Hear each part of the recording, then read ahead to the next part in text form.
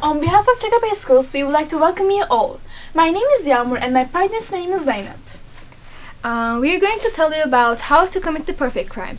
We have divided our presentation into 10 tips and we'll go over them one by one. But first, a warning. We will tell you a deepest, darkest secret, so don't you even think of telling it to anyone. Shh, between us. First of all, I would like to give you the definition of the perfect crime. A crime which is undetected and attributed to a perpetrator or else unsolved is a kind of technical achievement on the part of the perpetrator. Wow, she's remunerating her blazer, so let's move on to her tips. Our first tip is DNA.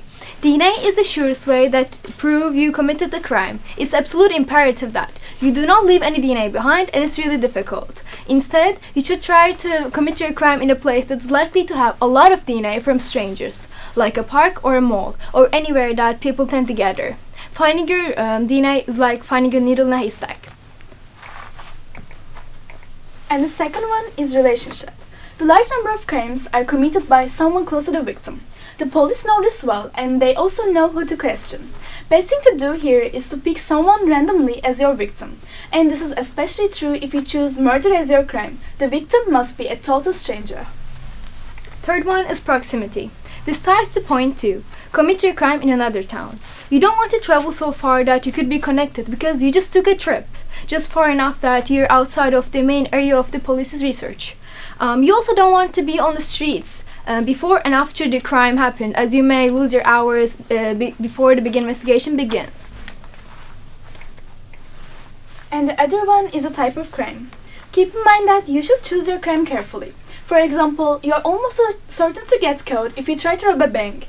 Choose a crime that can be committed in the early hours of the morning, or that can be done very discreetly during the daytime.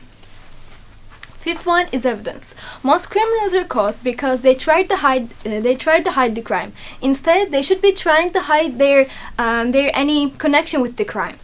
It doesn't matter if the police know the crime has happened. If your crime involves a weapon or gun of some kind, use it and drop it. Leave it at the scene. If you follow point 7, this will not be a problem. If you kill somebody, leave the body there. Don't try to move it or don't try to touch it.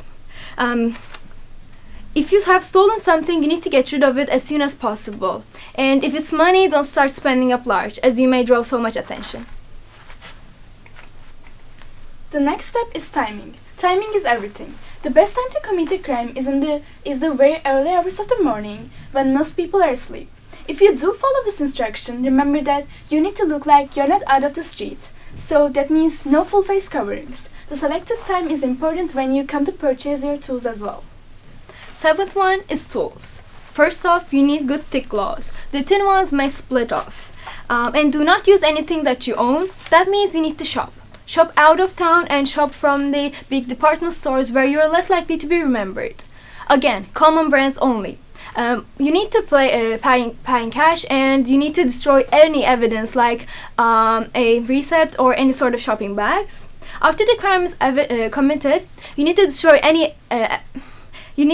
everything you bought as quickly as you can, and don't do it in an obvious way. Wait at least 1 month from buying your goods to commit your crime. It's wise to have an alibi. One way you can do this is to plan an out-of-town trip and book your hotel and rental car with your credit card. Sign up for a convention and attend. Try to use a hotel with no cameras.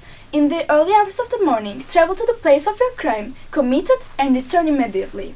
Enjoy the remainder of your holiday on your credit card and return home the next day. The ninth one is the getaway. If you're committing the crime in the early hours, the best mode of transportation is by bike. This will enable you to get off the roads if you need to and travel quickly. You do not want to be seen on the street, and you don't want to be the only car in the street at 2 a.m. Wear an iPod and maybe a fresh pack of cigarettes. You can always say you were out getting smokes as you couldn't sleep. And our last one is aftermath. First of all, do not watch television and avoid the papers. The police can use this as tools to try to psych you out. Avoid these things for at least a month. Do not celebrate it in any way. Continue about your everyday life like you usually do. And do not brag about your crime to anyone because it's your secret and it should stay like that. And to sum up, I will give you one final tip. If you do get arrested, it doesn't mean that you have failed to commit a perfect crime. If this happens, don't speak. The police need evidence to convict you, and if you've done the job right, there won't be any. So don't help the police with your testimony. Remember, the court needs to find you guilty beyond a reasonable doubt. Thank you for listening us.